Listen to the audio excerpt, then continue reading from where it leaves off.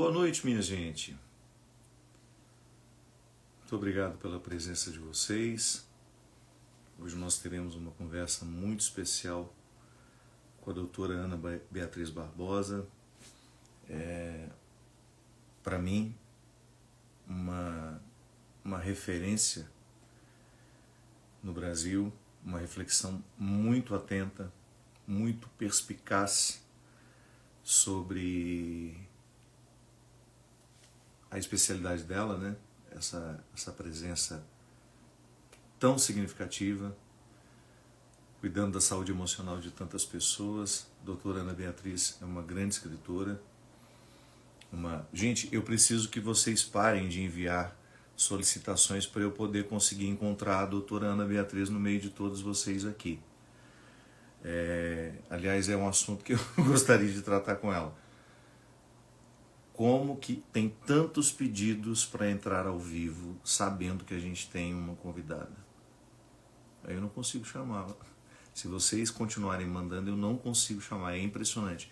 Na hora que a gente entra ao vivo, o carinho de vocês é grande, eu agradeço. Mas vamos deixar a doutora entrar.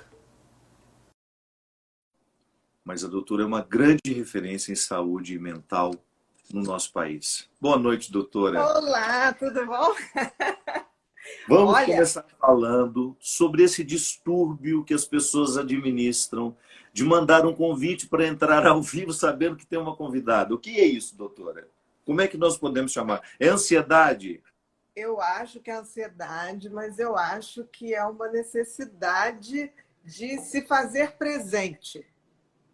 Né? Eu costumo dizer que tem dois tipos de fãs. Você deve saber muito mais isso do que eu. Tem aquele que quer te ver, né? E esse é muito bacana. E tem aquele que quer que você veja ele. E pode ser até que ele não hesite botar um pé na frente para você cair e ele te dá a mão. Então, esse segundo,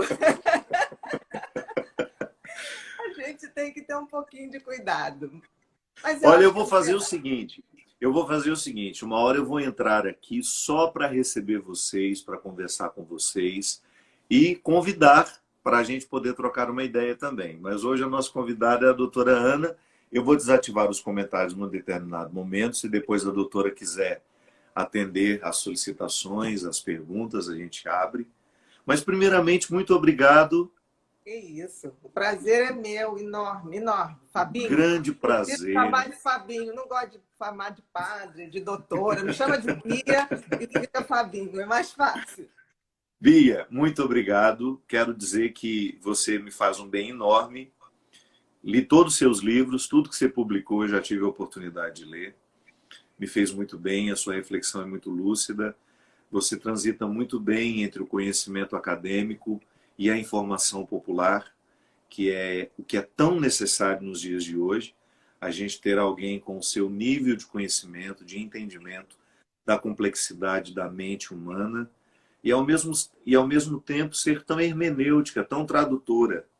Você tem uma facilidade enorme de falar. Eu tenho acompanhado muito as suas lives e fico encantado de ver como você e seu companheiro, o seu parceiro de live sempre é o Thiago. Como é que é o nome dele mesmo? Alex, desculpa. O Alex, vocês dois têm uma facilidade enorme de trazer questões complexas e fazer com que fique tão acessível a nós. Muito obrigado mesmo. Mas esse é o objetivo, sabe, Fábio? Porque assim, eu já fui acusada de justamente ter uma linguagem que seja essa linguagem para todo mundo. Porque assim, eu procuro sempre ter uma precisão no conteúdo científico que eu falo.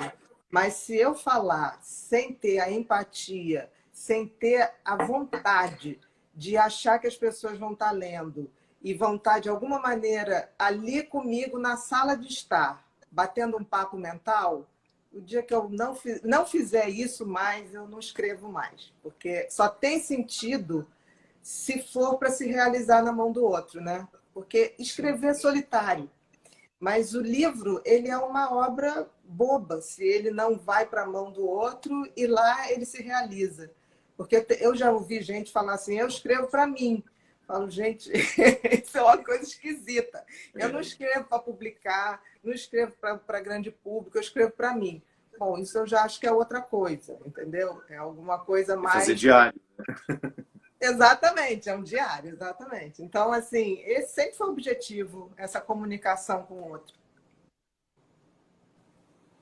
Me diga uma coisa, de tudo aquilo que você escreveu, é claro que você primeiro teve uma vivência, você conviveu primeiro com os livros, mas você escreveu muito sobre as questões humanas a partir daquilo que certamente você viu e ouviu no consultório. Estou errado? Bastante, com certeza, com certeza. E de tudo aquilo que você escreveu, o que você acha que mais repercutiu positivamente e que acabou até gerando uma mudança de comportamento nas pessoas? Olha, por incrível que pareça, o livro que mais repercutiu e que repercute até hoje, e que eu demorei muito para querer escrever, foi o Mentes Perigosas. Né? Eu não Mentes tenho... perigosas. Mentes Perigosas, Psicopata Mora ao Lado. O Mentes Perigosas, ele é um patinho feio, ele tem uma história diferente dos outros. Toda vez que eu comecei a escrever um livro, o Mentes Inquietas foi o primeiro, e eu escrevi o Mentes Inquietas para falar do meu transtorno de déficit de atenção, né? Que eu descobri quando já tinha 20 anos na faculdade. Então, Mas era uma... você, desde criança, tinha isso? Sempre, sempre. Eu tinha uma dificuldade imensa de prestar atenção. Eu tinha uma dificuldade enorme, porque eu ainda tenho dislexia também. Então, para escrever, eu trocava as letras todas, era um embaralho. Meu grande trauma, Fábio, era quando a professora falava: hoje é dia de ditado. Ali eu descobri pânico sem saber. Porque quando ela falava: peguem o caderninho, a caneta, vamos fazer um ditado. Meu coração fazia tuf, tuf, tuf, tuf, tuf, tuf, tuf. Ali eu comecei a entender de ansiedade, sem saber que eu estava ansiosa. Então, assim, o primeiro foi para falar do déficit de atenção, e eu sempre falava assim: eu vou escrever para quem tem um problema, para que possa se identificar. E aí o déficit de atenção, mais ou menos, é 6% da população. E aí, depois eu escrevi Mentes e Manias, que é o transtorno obsessivo compulsivo, que mais ou menos é 3, 4% da população.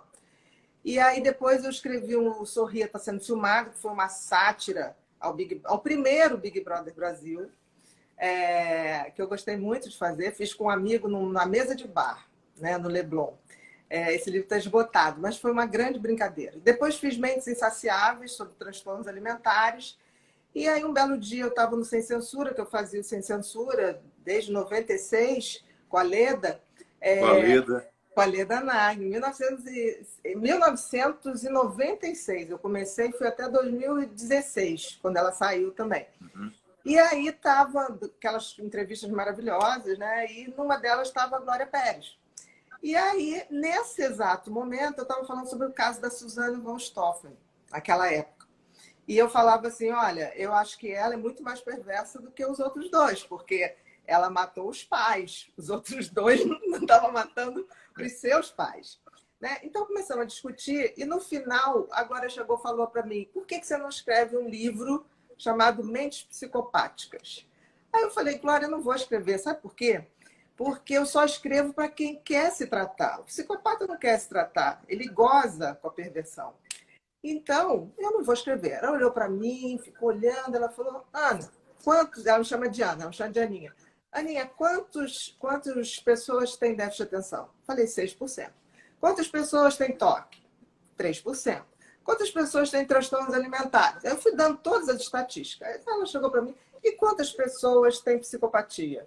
Eu falei: entre leve, moderado e grave, 4%. Aí ela falou assim: interessante, você é uma pessoa tão inteligente e não vai escrever para os 96% da população? Você só escreve para minorias? Aí eu olhei aquilo, eu olhei assim, cara, ela acabou de me convencer. Eu não abri mais a boca. Aí ela falou: esse vai ser seu livro de maior repercussão social. Aí ela chegou e falou assim: quando você acabar, manda para o meu e-mail direto, que eu quero ser a primeira pessoa a ler. Vim para casa e falei: cara, quebrou meus paradigmas, porque eu não ia escrever para quem não precisava. E aí eu fui, escrevi o livro em 3 meses, no Sofrimento, que era um livro que falava coisas muito densas, muito pesadas. Eu deitava, Ele é tinha pesado, né? tinha pesadelos horrorosos, né? E aí, eu me lembro que foi em julho que eu acabei de escrever o livro, estava tendo uma festa junina perto do meu apartamento, e já eram 2 horas da manhã. Eu fui, quer saber uma coisa? Vou tomar um banho, vou dormir, que amanhã eu quero dormir o dia inteiro. E aí eu falei assim, eu vou mandar esse e-mail. E fui tomar banho. Mandei o e-mail para a Glória e fui tomar banho. Quando eu saí do banho, estava lá, plim, vamos almoçar amanhã para falar sobre o livro? Aí eu falei, como Que assim? coisa! Aí ela falou, eu vou ler esse livro. Até a hora do almoço, a gente se encontra. E aí a gente foi para o Antigo Antiquários, lá no Leblon, e ela tinha lido tudo, e tinha críticas tão pertinentes, observações tão maravilhosas, que, assim, eu te digo, é uma das pessoas mais... eu não sou uma pessoa de idolatria, nada disso, mas a sensatez da Glória me impressiona. Eu digo que a Glória é A uma... Glória é uma mulher muito inteligente, muito Muito. sensata. E muito E divertida também. muito, ela é engraçada, né? Muito. Quem convive com ela sempre dá esse testemunho. Eu não conheço pessoalmente, a gente já se falou algumas vezes pelo telefone que a gente tem amigos em comum. Mas ela é muito engraçada e uma pessoa muito sábia. E muito observadora. E quando você pensa que agora está flutuando longe num assunto, de repente ela vem com uma observação que mata qualquer assunto, entendeu? Então, e eu costumo dizer, ela é uma pessoa de uma força. A É, Glória é uma orquídea com força de leão. é Porque ela isso é mesmo. uma pessoa muito